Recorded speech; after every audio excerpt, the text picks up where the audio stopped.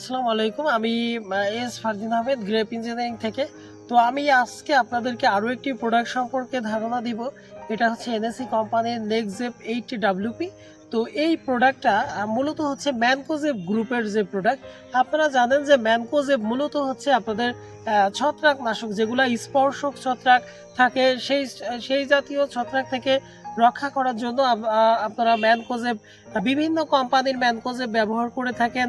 আপনারা এনএসি কোম্পানির আপনারা এই প্রোডাক্টটা পাচ্ছেন শুধুমাত্র এখানে ম্যানকোজেব আছে, এখানে অন্য কোনো উপাদান নেই। আর এছাড়া আপনারা সিনজেন্টার ম্যানকোজেব ব্যবহার করেছেন, যেমন হচ্ছে আপনারা রিডোমিল গোল্ড ব্যবহার করেছেন, সেখানে ম্যানকোজেব মেটালক্সিল আছে। এরপর হচ্ছে আরও কয়েকটি প্রোডাক্ট আছে যেগুলোতে আপনারা ম্যানসার ব্যবহার করেছেন, ম্যানকোজেব, সেখানে ম্যানকোজেব এবং কার্বনডাজিমের সমন্বয় ছিল। এরপর হচ্ছে আরও অনেকগুলা আপনারা ম্যানকোজেবের প্রোডাক্ট, ম্যানকোজেব স্পর্শক যে সিস্টেমিক যে এটা যে ফাঙ্গিসাইড আছে, স্পর্শক যে ফাঙ্গিসাইড আছে, সেগুলা হচ্ছে এই ম্যানকোজেবের ফাঙ্গিসাইড। তো আপনারা এই জাতীয় আরও অনেক প্রোডাক্ট আপনারা ব্যবহার করেছেন।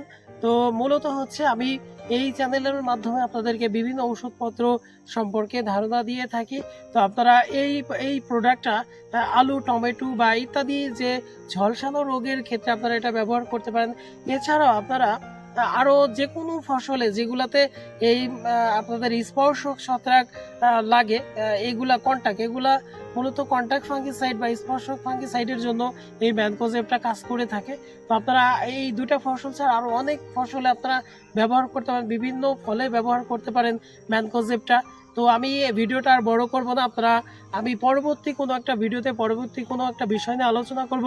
সে পর্যন্ত সবাই ভালো থাকবেন। আল্লাহ হাফেজ। আর আমার চ্যানেলটিকে আপনারা সাবস্ক্রাইব করেছেন অনেকে, এবং সাবস্ক্রাইব করুন। আমি এই চ্যানেলটির মাধ্যমে আমার এই বিভিন্ন ওষুধপত্রের ভিডিও বিভিন্ন প্রান্তিক পর্যায়ে ছাদ বাগান এবং শৌখিন কৃষকদের ভেতরে পৌঁছে দিতে চাই।